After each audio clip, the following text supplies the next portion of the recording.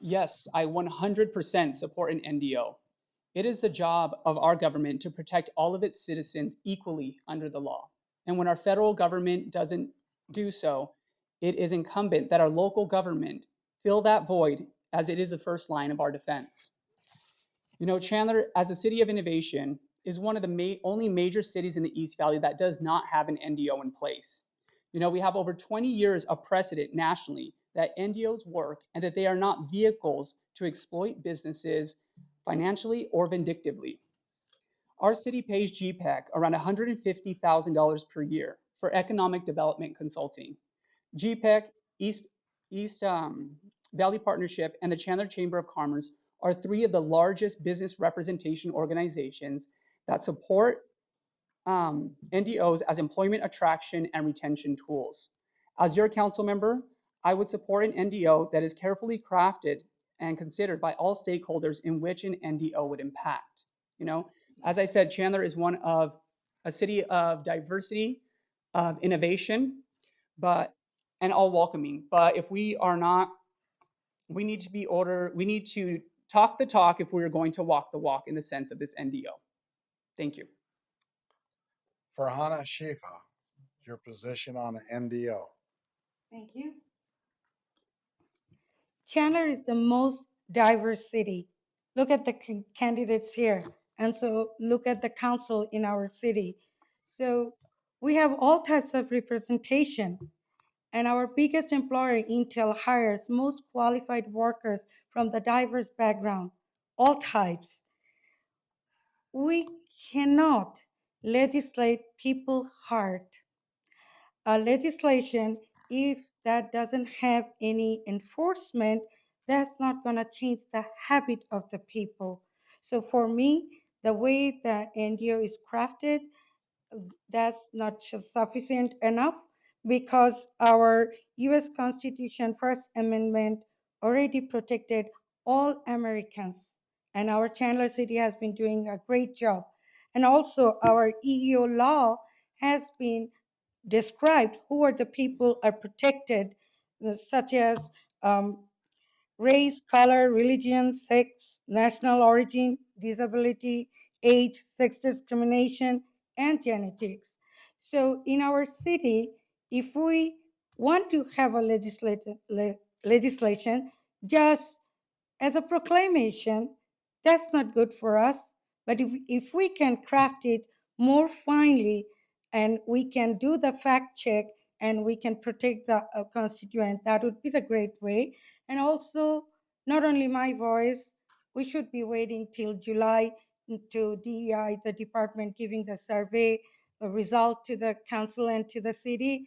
That will give us more clear picture than individual opinion. Thank you.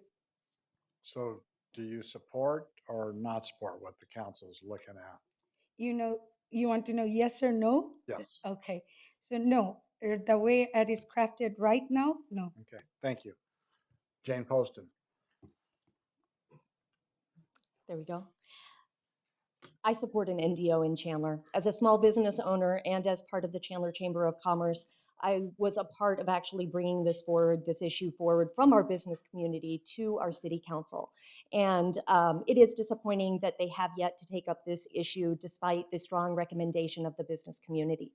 At this point, we're looking at several different non-discrimination ordinances, looking at our neighbors as we always do for best practices. And I've always been in support of an NDO that was civil, not criminal. That's one issue that I want to be very clear on. This is a civil issue, and I think that all of our residents in Chandler deserve to be treated equally and fairly, and I believe that this sort of legislation would help with that. Thank you. Councilmember Matt Orlando. Yes, I support an ordinance for an anti-discrimination ordinance. Look, why we're here today discussing this is because our state and federal government will not pass an ordinance. They pass laws for everything, as you indicated earlier, race, color, religion, sexual, sex, national origin, but yet they left out LGBTQT. I mean, all we're doing is taking the next step here. So if our federal government won't act and our state won't act, and our community is a very diverse, inclusive community, all we're doing is codifying our beliefs. And that's why we're here today. It is supported by numerous religious organizations, including the LDS Church, the Methodist Church, and the Episcopal Church, just name a few. It's supported by our major businesses, because here's the bottom line from an economic standpoint. And I grew up in corporate America. Their people there are hiring today are very social conscious. And there are actually people that have told me that they will not live in Chandler if we do not abide by these particular rules and our norms. So we have to be competitive. And we have other cities. We have 10 cities today: Mesa, Scottsdale, Glendale, Tempe, Tucson, Sedona, Winslow, Flagstaff. All these communities have embraced this issue and said, yeah, let's do an ordinance to codify this. If a company is site selecting and Chandler is not on that list, folks, we may move out on the next business. So that's why I support it. And finally, I do agree with you, Ms. Poston. It should not be punitive. It's not criminal. That's another thing going around. It's civil. I truly believe education and mediation would be the proper solution for any type of activities. Thank you. Darla Gonzalez. Yeah, so with the NDO, let me just say that I love the word inclusion, diversity, and equity.